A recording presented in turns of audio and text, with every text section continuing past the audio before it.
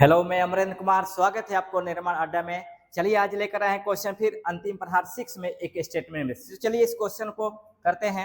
याद रखेंगे ये जो क्वेश्चन है ये बीपीएससी और बिहार पुलिस और बिहार दरोगा के लिए जिस तरह से एग्जाम के पैटर्न बदल रहे हैं उसी पैटर्न पे ये क्वेश्चन मैं डेली कराता हूँ। जो आपके एग्जाम के पॉइंट है वो सबसे इंपॉर्टेंट है। तो चलिए सबसे पहले आप इस क्वेश्चन को आंसर देंगे। अगर आप नहीं दे पाएंगे तब हम देने का प्रयास करेंगे। चलिए क्वेश्चन को पढ़ते हैं।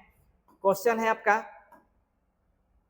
क्वेश्चन है कि कृष्णदेव राय की साहित्यिक उपलब्धियों के संदर्भ में निम्नलिखित कथनों को पढ़ें। ध्यान देंगे, कह रहा है कि इसमें सही विकल्प को चुनना है। अब पहला कथन है कि उन्होंने तेलुगु भाषा में अमुक्त माल्यद नामक ग्रंथ की रचना की थी।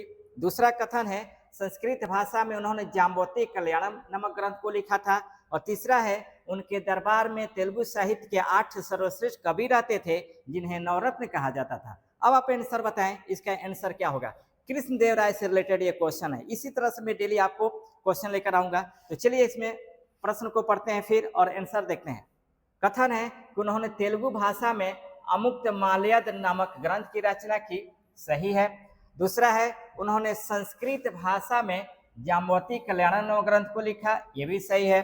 तीसरा है उनके दरबार में तेलुगु साहित्य के 8 सर्वश्रेष्ठ कवि रहते थे जिन्हें नवरत्न कहा जाता था। यहाँ तक तो सही है कि उनके दरबार में तेलुगु साहित्य के 8 सर्वश्रेष्ठ कवि रहते थे, लेकिन उन्हें नवरत्न नहीं कहा जाता था बल्कि अष्टदिग्गज कहा जाता था।